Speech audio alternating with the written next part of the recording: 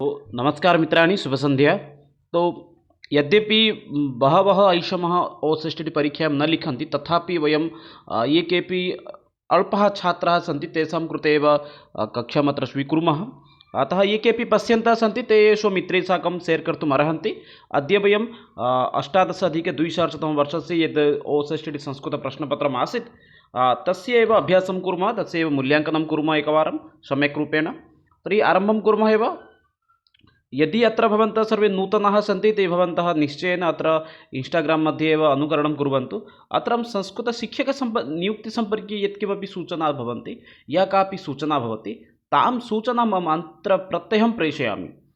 पुनश्च यदि भवन्तः PDF आदिकम् इच्छन्ति तर्हि भवन्तः टेलिग्राम् मध्ये निश्चयेन प्रविशन्तु। इतः भवन्तः PDF आदिकं निःशुल्केन एव प्राप्स्यन्ति एव। तर्हि अचिरात् एव प्रारम्भं कुर्मः एव। अद्य प्रथमप्रश्नमस्ति राष्ट्रीयसंस्कृतसंस्थानम् एकः कीदृशः विश्वविद्यालयः भवति? मानितविश्वविद्यालयः, गवेषणासंस्थानं, महाविद्यालयः, सङ्ग्रहालयः। किञ्चित् अत्र इतोपि स्पष्टताम् अहं कर्तुम् इच्छामि। एतत् प्रश्नः अयं प्रश्नः 2018 तमवर्षे एव आसीत्। अतः इदानीं प्रश्नं सम्पूर्णं परिवर्तनं भवति।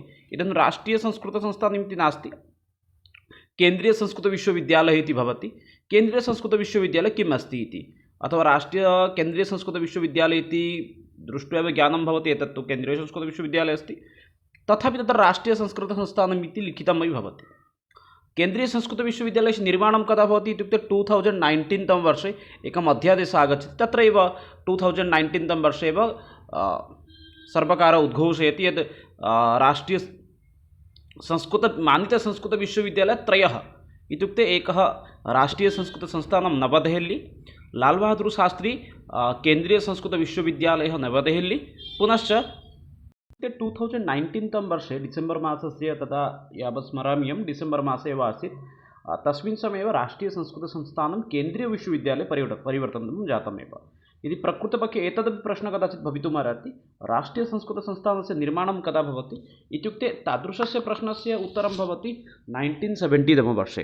1970 तमवर्षे एव किं भवति, अक्टोबर् मासस्य 15 दिनाङ्कः, अक्टोबर् मासस्य 15 दिनाङ्के एव राष्ट्रीयसंस्कृतसंस्थानस्य एव निर्माणं भवति। परवर्ती समये राष्ट्रीयसंस्कृतसंस्थानमेव 2019 तमवर्षे एव केन्द्रीयसंस्कृतविश्वविद्यालयरूपेण नाम किं मान्यतामेव प्राप्नोति एव। तर्हि एतावदेव लघुरूपेण एतस्य विषयः आसीत्। एतस्य कदाचित् अध्यक्षकः अस्ति, अध्यक्षः इत्युक्ते कुलपतिः कः अस्ति इति प्रश्नः भवितुमर्हति। प्रोफेसर् श्रीनिवास वर्खेडि महोदयः। इत्युक्ते राष्ट्रीयसंस्कृतसंस्थानस्य निर्माणं भवति 19 अक्टोबर्, एतत् स्मरणे स्थापयन्तु, 1970, क्षम्यताम् अत्र 19 न भवति 15 इति भवति, अहं 19 इति उक्तवान्। 15 अक्टोबर् 1970 इदानीं राष्ट्रीयसंस्कृतसंस्थानम् एकः केन्द्रीयविश्वविद्यालयः अस्ति। तस्य निर्माणं भवति 2019 तमवर्षे एव। संसदे एव अत्र अधिनियमः आगच्छति, तदनुगुणं भवति एव। परवर्ती प्रश्नः अस्ति ओडिसाराज्ये षष्ठश्रेणीतः संस्कृतशिक्षायाः आरम्भः प्रचलनं वर्षम्। ओडिसाराज्ये षष्ठश्रेणीतः संस्कृतशिक्षा प्रचलनस्य वर्षं 2007, पुनश्च 2008, 2009, 2010। ओडिसाप्रदेशे कदा आरभ्य संस्कृतशिक्षा आरम्भः भवति इत्युक्ते 2010 तमवर्षे, इत्युक्ते 10-2000 एव ओडिसाप्रदेशे संस्कृतम् एकं नाम किं तत्र षष्ठश्रेणीतः अनिवार्यविषयरूपेण पाठनं भवति। तस्य कारणं ततः पूर्वम् अस्ति NCF इति आगच्छति। NCF मध्ये वदति NCF 2005 इति अस्ति। NCF 2005 मध्ये सः वदति त्रिभाषासूत्रविषये। परवर्ती समये एतस्य कार्यान्वयनं तु भवति। तस्मिन् समये 2010 तमवर्षे पुनश्च RT आगच्छति, रैट् टु एजुकेशन् 2010। अतः तद् आधारेण एव 2010 तमवर्षे एव षष्ठकक्षातः संस्कृतस्य पाठनं भवति। पुनश्च 2011, एतत् अपि स्मरन्तु, 2011 तः 7th कक्षातः एव संस्कृतशिक्षणस्य आरम्भः भवति एव। परवर्ती समये अग्रे गच्छामः। परवर्ती प्रश्नः अस्ति श्रीजगन्नाथसंस्कृतविश्वविद्यालये शिक्षाशास्त्रिविभागस्य शुभारम्भवर्षं 2009, 10, 11, 12। इत्युक्ते श्रीजगन्नाथसंस्कृतविश्वविद्यालये संस्कृत इत्युक्ते शिक्षाशास्त्रविभागस्य आरम्भः कदा भवति इति प्रश्नं करोति एव। 9, 10, 11, 12 पश्यामः चेत् तत्र सम्यक् विकल्पः किं भवति, 2012 तमवर्षे एव श्रीजगन्नाथसंस्कृतविश्वविद्यालये किं शिक्षाशास्त्रविभागस्य आरम्भः भवति। ततः पूर्वमेव 1980 तमवर्षे एव शिक्षाशास्त्रविभागः कुत्र आसीत् इत्युक्ते इदानीन्तन CSU इत्युक्ते यत् राष्ट्रीयसंस्कृतसंस्थानं तदानीन्तन आसीत्, तत्र एव 1980 तमवर्षे एव शिक्षाशास्त्रे आरम्भः भवति। जगन्नाथविश्वविद्यालयः 2012 तमवर्षे एव आरम्भः भवति एव। प्रश्नः अपि कदाचित् भवितुम् अर्हति, किं नाम श्रीजगन्नाथसंस्कृतविश्वविद्यालयस्य अपि निर्माणं कदा अभवत् इति। तत्र उत्तरम् आगच्छति 1981 तमवर्षे जगन्नाथसंस्कृतविश्वविद्यालयस्य आरम्भः भवति। क्षम्यताम्, अत्र जगन्नाथसंस्कृतविश्वविद्यालयस्य एव आरम्भः भवति एव। अस्तु, अग्रे प्रवर्ति प्रश्नं प्रति गच्छामः। भारतस्य प्रतिष्ठे द्वे इति वाक्यं कः उक्तवान्? भारतस्य प्रतिष्ठे द्वे, पूर्णं वाक्यम् अहं किञ्चित् नाम श्रावयामि। भारतस्य प्रतिष्ठे द्वे संस्कृतं संस्कृति तथा, एतद् वाक्यं कस्य आसीत् इति प्रश्नं करोति एव। Max Muller, Wilson, Macdonell, Monier, Williams.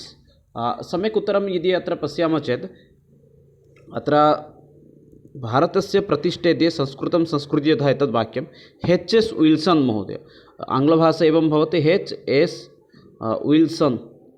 Wilson इति महोदय आसीत्, यः एतत् किं करोति नाम भारतस्य प्रतिष्ठे द्वे संस्कृतं संस्कृति तथा इति वाक्यं वदति एव। परवर्ती प्रश्नं पश्यन्तु। 85-17 वर्षे गीतायाः आङ्ग्ल अनुवादं केन कृतं? श्रीमद्भगवद्गीतायाः आङ्ग्ल अनुवादं कः करोति? William Jones, Charles Wilkins, George Foster, Keith. अत्र प्रश्नं करोति, एतेषु कः अस्ति यः किं करोति न श्रीमद्भगवद्गीतायाः अनुवादं करोति? अत्र पश्यामः चेत् अत्र सम्यक् विकल्पः भवति। चार्ल्स् विल्सन् महोदय किं करोति 1785 तमवर्षे एव श्रीमद्भगवद्गीता पुनश्च हितोपदेश उभयोः एव संस्कृतात् आङ्ग्लभाषां प्रति अक्षरानुवादम् एव करोति एव। अनुवादं करोति, आङ्ग्लानुवादः, किं तद् भावानुवादः अस्ति किम् अस्ति, स तु भिन्नविषयः, किन्तु अनुवादकार्यं तस्मिन् समये आरम्भः भवति एव। परवर्ती अस्तु, पुनरेकवारं तदेव प्रश्नः आगच्छति। वेदस्य मुखं किं? छन्दः, ज्योतिषं, निरुक्तः, व्याकरणं। वेदाङ्गपुरुषस्य मुखं किम् इति अत्र प्रश्नं करोति एव। छन्दः, ज्योतिषं, निरुक्तं, व्याकरणं। बहुवारम् अयं प्रश्नः इदानीम् इति न, इतः पूर्वमपि बहुवारमपि एतादृशः प्रश्नः आगच्छति। अतः अत्र प्रश्नं करोति वेदस्य मुखं किम्? अत्र पश्यामः चेत् अत्र समीचीनम् उत्तरं भवति। वेदस्य मुखं भवति व्याकरणम् इति। वेदस्य मुखम् अस्ति व्याकरणम्। एकवारं वेदाङ्गपुरुषस्य विषये सामान्यरूपेण जानीमः, किम् अस्ति अथवा कः अस्ति वेदाङ्गपुरुषः, तस्य प्रत्येकस्य अंशविषये एव, यतोहि अत्यन्तं महत्त्वपूर्णं भवति एव।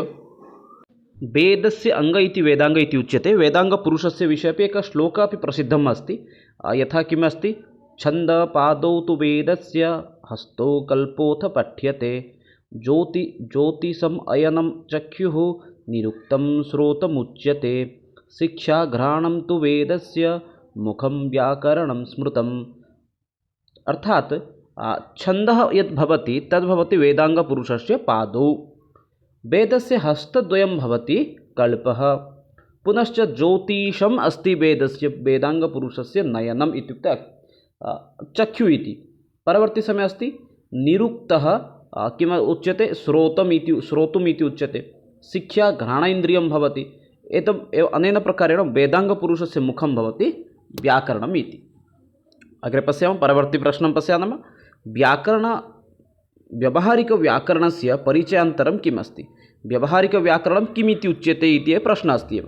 प्रक्रियाव्याकरणं, छद्मव्याकरणं, पारिभाषिकं व्याकरणं, तात्विकव्याकरणं। पश्यामः चेत् अत्र समीचीनविकल्पः किं भवति? व्यावहारिकव्याकरणं किम् इति उच्यते? व्यावहारिकव्याकरणं छद्मव्याकरणम् इत्येव उच्यते एव। अतः समीचीनविकल्पः अत्र किं भवति? छद्मव्याकरणम् इत्येव उच्यते। परवर्ती प्रश्नः अस्ति, कार्यकाले समुत्पन्ने एवं भूतविद्या न विद्या भवति। प्रश्नं तु एवम्, अत्रापि एकं श्लोकमपि प्रसिद्धम् अस्ति। किं श्लोकं भवति? कार्यकाले समुत्पन्ने का स विद्या किं तद्धनम्। अर्थात् पूर्णं श्लोकमेकवारं वदामि। पुस्तकस्था या विद्या परो हस्ते गतं धनं, कार्यकाले समुत्पन्ने का सा विद्या किं तद्धनम्। अर्थात् श्लोकं यदि एकवारं पश्यामः चेत् कार्य समुत्पन्न एवं भूतविद्या न भवति इत्युक्ते पुस्तकस्था या विद्या पुस्तके अस्ति तां विद्यां यदि वयं पूर्वमेव न स्वीकुर्मः, समयात् पूर्वं यदि वयं न स्वीकुर्मः तर्हि तद् विद्या सा विद्या अन्य कुत्रापि कार्ये न आगच्छति। अतः अत्र वदति कार्यकाले समुत्पन्ने एतादृशी विद्या अर्थात पुस्तकमध्ये या विद्या अस्ति सा विद्या यदि अस्माभिः पूर्वं न अधीतं तर्हि कुत्रापि कार्यं न आगच्छति एव। परवर्ती अस्ति सिद्धान्तः प्रथमं प्रदीयते। सिद्धान्त इत्युक्ते नियमः। नियमः कुत्र प्रारम्भिकसमये आगच्छति। आरोहो अवरोहो पाठ्यपुस्तक भाषासंसर्ग। अत्र पश्यामः चेत् समीचीनविकल्पः किं भवति। सिद्धान्त इत्युक्ते नियमस्य आगमनं प्रारम्भिकसमये भवति आरोह प्रणाल्यां, क्षम्यताम्, अवरोह प्रणाल्यां। यतो आरोह प्रणाल्यां तु एवम् अस्ति, आरोह प्रणाल्यां किम् आगच्छति एव प्रारम्भिकसमये उदाहरणम् आगच्छति। मुखात् एव आरोह इति आगच्छति एव प्रारम्भिकसमये अत्र उदाहरणम् आगच्छति। अवरोह प्रणाल्यां प्रारम्भिकसमये किम् आगच्छति नियमः इति अवगतमेव। आरोह अवरोह एतयोः प्रयोगः एव किं व्याकरणशिक्षादानक्षेत्रे भवति। परवर्ती प्रश्नं प्रति गच्छामः। परवर्ती दशमः प्रश्नः अस्ति हर्वट्यप्रणाल्यां सोपानानि 3 4 5 6 हर्वटीय कति प्रणाल्यः सन्ति इति प्रश्नं करोति। अत्र पश्यामः चेत् अत्र सम्यक् विकल्पः किम् अस्ति हर्वटीय पञ्चपद्धति इति प्रसिद्धम् अस्ति। अतः समुचितविकल्पः किम् अस्ति हर्वट् प्रणाल्यां 5 पद्धत्यः सन्ति अथवा 5 सोपानानि सन्ति एव। परवर्ती प्रश्नं प्रति गच्छामः। परवर्ती प्रश्नः किम् अस्ति पश्यन्तु। प्रश्नः भवति उपस्थापनसोपानम् अङ्गः भवति। उपस्थापन कस्य एक अङ्गः भवति प्रत्यक्ष परोक्ष आरोह अन्वय। पश्यामः चेत् सर्वत्र उपस्थापना तु बाहुल्येन सर्वत्र उपस्थापना इति विषयः तु आगच्छति एव, किन्तु यदि कुत्रचित् बाहुल्येन गृह्यते तद् भवति प्रत्यक्षपद्धतिः। यथा प्रत्यक्षपद्धत्यां सोपानत्रयमेव भवति। एकं प्रारम्भिकसमये किम् आगच्छति इत्युक्ते तत्र आगच्छति नाम प्रारम्भिकसमये किम् अस्ति उपक्रमः उपस्थापना प्रयोगः।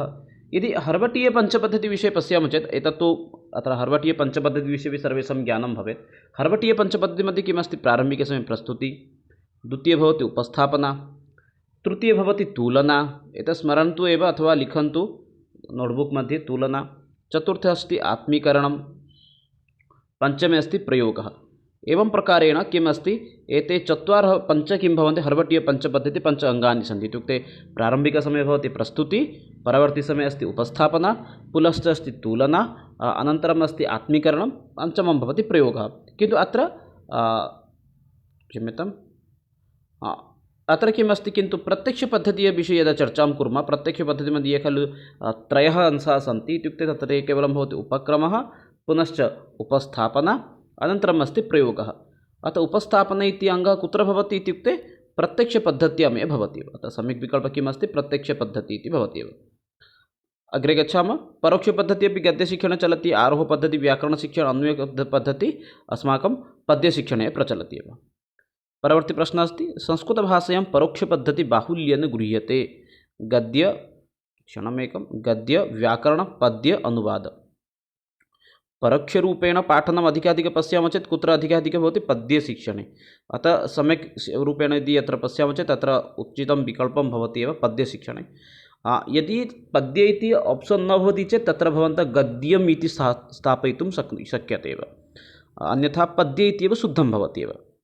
परवर्ती प्रश्नं प्रति गच्छामः। 13 प्रश्नः अस्ति आविष्कारपद्धतिः नाम परिचिता। आविष्कारपद्धतिः इत्युक्ते का पद्धतिः नाम प्रसिद्धा अस्ति। प्रत्यक्षपद्धतिः, आरोहपद्धतिः, अवरोहपद्धतिः, परोक्षपद्धतिः। आविष्कारपद्धतिः नाम्ना का पद्धतिः प्रसिद्धा अस्ति। पश्यामः चेत् तत्र सम्यक् विकल्पः किम् अस्ति आविष्कारपद्धतिः नाम आरोहपद्धतिः एव प्रसिद्धा अस्ति। आरोहपद्धतिः एव अन्य नाम अस्ति आविष्कारपद्धतिः इति। आरोहपद्धतिः अन्येपि एकं नामं भवति आगमनविधिः इति। आगमन इत्यपि तस्य अन्य एकं नाम भवति। अन्यथा पुस्तकेषु एव आरोहपद्धतिः इति भवति, तस्य अन्य एका पद्धतिः अस्ति आविष्कारः इति। इत्युक्ते यतोहि एतस्यां पद्धत्याम् उदाहरणानाम् आविष्कारः भवति, अतः एषा पद्धतिः किम् उच्यते आरोहपद्धतिः इति उच्यते एव। परवर्ती प्रश्नः अस्ति 14 प्रश्नः व्याकरणे व्याख्यानं कतिविधम्। एतत् महत्त्वपूर्णं प्रश्नमस्ति एव, स्मरन्तु किञ्चित्। व्याकरणे व्याख्यानं कतिविधं द्विविधं चतुर्विधं त्रिविधं षड्विधं। 2018 मध्ये इति न, पुनश्च 2021 सेकेण्ड् मध्ये अपि एवं प्रश्नः आसीत् एव।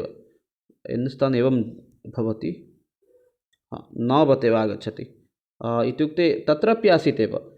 पश्यामः चेत् तत्र समीचीनविकल्पः किं भवति व्याकरणे अस्माकं यद् व्याख्यानमस्ति तद् भवति त्रिविधमेव। त्रिविधम् अस्माकं व्याकरणे किं व्याख्यानं भवति एव। परवर्ती प्रश्नं पश्यन्तु।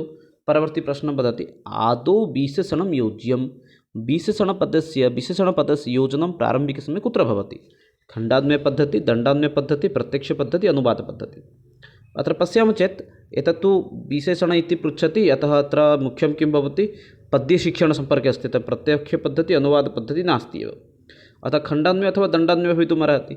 आदौ यदि किमस्ति विशेषणपदविषये पृच्छति तर्हि तद्भवति एव दण्डान्वयपद्धति।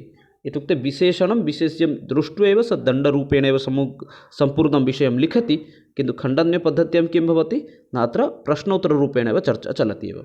दण्डान्वयपद्धतिमध्ये किं भवति, प्रारम्भिकसमये विशेषणपदस्य अन्वेषणमेव भवति अथवा योजनं भवति एव। अस्तु, परवर्ती प्रश्नं प्रति गच्छामः। परवर्ती प्रश्नः भवति 16 प्रश्नः अस्माकं। स्वयंभुवा उत्कृष्टा वाक् नित्या अनित्या कार्यरूपा सादी। स्वयंभुवा उत्कृष्टा वाक् किम् अस्ति? नित्या अनित्या कार्यरूपा सादी। पश्यामः चेत् उत्तमम् उत्तरम् अथवा शुद्धम् उत्तरं किं भवति, स्वयंभुवा उत्कृष्टा वाक् नित्या इति। परवर्ती प्रश्नं पश्यन्तु। संस्कृतभाषायाः प्राचीनं रूपं किं? लौकिकशब्दः, ग्राम्यं, छन्दः, नगरं। संस्कृतभाषायाः प्राचीनं रूपं किम् अस्ति? अत्र पश्यामः चेत् सम्यक् विकल्पत्र किं भवति, संस्कृतभाषायाः प्राचीनं रूपं भवति एव छन्दः इति। संस्कृतभाषायाः प्राचीनरूपं भवति छन्दः। इत्युक्ते संस्कृतं द्विविधमस्ति, एकमस्ति वैदिकसंस्कृतं, द्वितीयमस्ति लौकिकसंस्कृतम् इति। अतः वैदिकमन्त्राः कुत्र निबद्धाः इत्युक्ते छन्देन एव निबद्धाः सन्ति, छन्दद्वारा एव ते सर्वे एव निबद्धाः सन्ति। अतः संस्कृतभाषायाः प्राचीनं रूपं किम् अस्ति इत्युक्ते छन्दः इति भवति एव। परवर्ती प्रश्नं पश्यन्तु। भाषापरिवारस्य शतं वर्गमध्ये अन्तर्भुक्ता जर्मनी भाषा, ग्रीक् भाषा, इङ्ग्राजी भाषा, ईरानी भाषा। भाषापरिवारस्य वर्गद्वयं भवति, एकमस्ति शतं वर्गः, अन्यम् एकं भवति केण्टं वर्गः। अत्र पश्यति शतं वर्गमध्ये कः अस्ति? शतं वर्गमध्ये भारोपीयपरिवार इत्युक्ते भारतीय ईरानी शाखा आगच्छति। अत्र शतं वर्गे भारतीयभाषा, अन्यश्च अपरमेकमस्ति ईरानी शाखा। इत्युक्ते अत्र सम्यक् विकल्पः किं भवति, भारतीयभाषा तु नास्ति, अतः अत्र सम्यक् विकल्पः किं भवति न ईरानी भाषा इति। भाषापरिवारस्य शतं वर्गमध्ये ईरानी भाषा एव अस्ति एव। परवर्ती मध्ये अस्ति प्रश्न। आर्यभाषामध्ये अन्तर्भुक्ता तेलुगुभाषा, तमिळभाषा, ओडियाभाषा, कन्नडभाषा। आर्यभाषामध्ये अन्तर्भुक्ता अस्ति का भाषा? तेलुगु, तमिळ्, ओडिया, कन्नड। पश्यामः चेत् भारतीयभाषापरिवारं ते भारतीयभाषापरिवारं पञ्चभागेषु व्यक्तं भवति। तत्र किमस्ति, द्राविडभाषा सन्ति चेत् द्राविडभाषाविषये पृच्छति चेत् तेलुगुभाषा, तमिळभाषा, कन्नडभाषा इति वक्तुं शक्नुमः। किन्तु आर्यभाषा इति पृच्छति चेत् तत्र भवन्तः निसन्देहेन वक्तुं शक्नुमः एव ओडियाभाषा अस्ति इति। ओडिया भवतु, हिन्दी भवतु, अहमीया भवतु, बङ्गाली भवतु, एताः सर्वाः भाषाः किं भवन्ति, आर्यभाषा एव सन्ति। द्राविडभाषा इत्युक्ते तेलुगुभाषा, तमिळभाषा, कन्नडभाषा इत्यादयः भाषाः एव भवन्ति एव। अतः अत्र पश्यामः चेत् समीचीनविकल्पः किम् अस्ति, आर्यभाषामध्ये का भाषा अन्तर्भुक्ता अस्ति इत्युक्ते ओडियाभाषा एव सम्पर्क्ता अस्ति एव। परवर्ती प्रश्नः अस्ति। अष्टाध्यायीग्रन्थस्य प्रणेता कः? कात्यायनः, पतञ्जलिः, पाणिनिः, नागेशः। अष्टाध्यायीग्रन्थस्य यदि प्रणेता कः भवति चेत् सः भवति एव पाणिनिः इति। अत्र सम्यक् विकल्पः भवति पाणिनिः। पाणिनिमपि जनाः नाम ये व्याकरणज्ञाः सन्ति ते किं वदन्ति, वैयाकरणाः सन्ति ते वदन्ति पाणिनिं व्याकरणस्य जनकः इति अपि। परवर्ती प्रश्नं पश्यन्तु। अभिनयमाध्यमेन प्रयुज्यते उद्बोधन, प्रवचन, व्युत्पत्तिविधि, तुलनाविधि। अभिनयमाध्यमेन वयं किं प्रस्तुतं कुर्मः? अत्र पश्यामः चेत् सम्यक् विकल्पः किं भवति, उद्बोधनविधिः इति। उद्बोधनम् इत्युक्ते गद्यशिक्षणक्षेत्रे भवति। यदा वयं गद्यं पाठनं कुर्मः तस्मिन् समये समुचितविकल्पः अस्ति उद्बोधनविधिः इति। उद्बोधनविधिद्वारा एव किं भवति, छात्रेभ्यः विषयस्य वयं बोधनं कुर्मः, तस्मिन् समये वयम् उद्बोधनं दातुं शक्नुमः एव। दृश्यकाव्ये अन्तर्भुक्तं, दृश्यकाव्यरूपेण किम् अन्तर्भुक्तम् अस्ति? नाटकं, महाकाव्यं, कथाकाव्यं, चम्पूकाव्यं। यदि एकम् आसीत् एव एकस्मिन् स्थाने महाविद्यालये पाठनकाले मम प्रश्नः आसीत् काव्यं कतिविधम् इति। एकः गणः उक्तवान् एव काव्यं द्विविधं, खण्डकाव्यं, महाकाव्यम्, अन्य एकं गणं वदति एव दृश्यकाव्यं, श्रव्यकाव्यं। सः तु विषयः भिन्नः भवति। अत्र प्रश्नः तु अत्यन्तं तत्रापि नाम आनन्ददायकः आसीत्। प्रश्नः यदि एवम् आगच्छति चेत् तत्र किं वक्तव्यमपि। दृश्यकाव्ये किम् अन्तर्भुक्तं भवति? नाटकं, महाकाव्यं, कथाकाव्यं, चम्पूकाव्यं। पश्यामः चेत् तत्र समुचितविकल्पः किं भवति, नाटकं। दृश्यकाव्ये अन्तर्भुक्तं भवति नाटकम् इति। नाटकम् एव वयं द्रष्टुं शक्नुमः एव। चाणक्यस्य सौभाग्यचिह्नं परिलक्षितं। चाणक्यं तु जानन्ति एव, चाणक्यस्य सौभाग्यचिह्नं कुत्र आसीत्? कदाचित् प्रश्नः अपि भवितुम् अर्हति, चाणक्यस्य अपरनाम किम् आसीत्? चाणक्यस्य अपरनाम कौटिल्यः, तस्य पितृदत्त नाम किम् आसीत्? तस्य पितृदत्त नाम आसीत् विष्णुगुप्तः इति। एतदपि स्मरणे स्थापयन्तु एव। अस्तु, अग्रे पश्यामः। चाणक्यस्य सौभाग्यचिह्नं कुत्र आसीत्? दक्षिणहस्ते, दक्षिणपादे, सम्मुखदन्ते, गुल्फके। पश्यामः चेत् अत्र उत्तमविकल्पः अस्ति, समीचीनविकल्पः सम्मुखदन्ते एव आसीत् एव। अस्तु, परवर्ती प्रश्नः अस्ति। वानरमकरकथानुसारं वानरः अवसत्। वानरमकरकथानुसारं वानरस्य निवासः कुत्र अभवत्? आम्रवृक्षे, जम्बूवृक्षे, समीवृक्षे, वटवृक्षे। अत्र पश्यामः चेत् समीचीनविकल्पः भवति एव। कथानुसारं वानरस्य निवासः भवति जम्बूवृक्षे इति। कथा इत्यद् एषा कथा एव उपलभ्यते पञ्चतन्त्रग्रन्थे एव। तत्र कथा अस्ति लब्धप्रणाश इति। तत्र एव नाम इयं कथा एव उपलभ्यते। सामान्यश्रवणस्य विभागे अन्तर्भुक्तम्।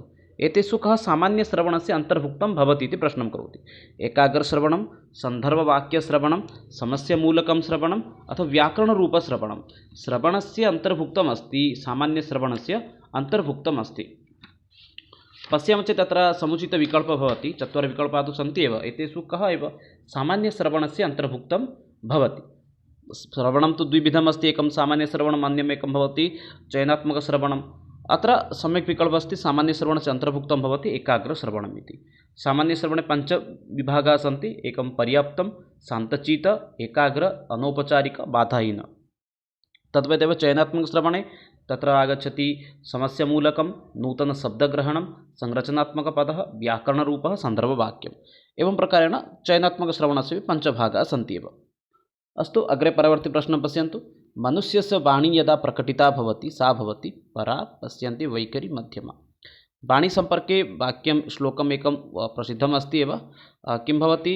चतुर्धा वाणी भवति, परा, पश्यन्ति, वैखरी, मध्यमा इति। अत्र प्रश्नं करोति, वाणी यदा प्रकटीभूता भवति सा भवति वैखरी इति। वैखरी वाणीद्वारा एव अस्माकं भाषा प्रकटीभूता एव भवति। परवर्ती प्रश्नम्। अर्थम् अज्ञात्वा पठनम्। अर्थं न ज्ञात्वा पठनं कीदृशं पठनम् अस्ति? सामान्यं, मन्द, द्रुतं, लयपठनं। समीचीनम् उत्तरं किं भवितुम् अर्हति? भवन्तः वक्तुं शक्नुवन्ति एव। अर्थम् अज्ञात्वा पठनं किं पठनं वा कीदृशपठनम् इति? सम्यक् विकल्पः मन्दपठनम् इति भवति। अर्थं यज्ञम् इति भवन्तः पठन्ति चेत् लघुरूपेण अथवा शनैः शनैः पठिष्यन्ति। अक्षरस्य अनुकरणेन विहितः लेखः अनुलेखः, प्रतिलेखः, श्रुतलेखः, रचनालेखः। अत्र पश्यामः चेत् उत्तमविकल्पः अस्ति, समीचीनविकल्पः अस्ति। अक्षरस्य अनुकरणेन अनुकरणविहितः लेखः अनुलेखः इत्येव शुद्धं भवति एव। परवर्ती प्रश्नः अस्ति। प्रबन्धलेखः क्रियते श्रुतलेखविधिना, अनुलेखविधिना, प्रतिलेखविधिना, रचनालेखविधिना। पश्यामः चेत् अत्र सम्यक् विकल्पः अस्ति, प्रबन्धलेखः क्रियते रचनालेखविधिमध्ये एव। परवर्ती तथा अन्तिमं प्रश्नं पश्यन्तु। गुरु आदौ नियमपूर्वकपाठः बोधज्ञानम्, आदर्शवाचनं, लब्धज्ञानम्, अनुवाचकम्। पश्यामः चेत् तत्र समीचीनविकल्पः किम् अस्ति? गुरु आदौ यद् नाम पठति, नियमपूर्वकं यत् पठति तद् भवति आदर्शवाचनम् इति।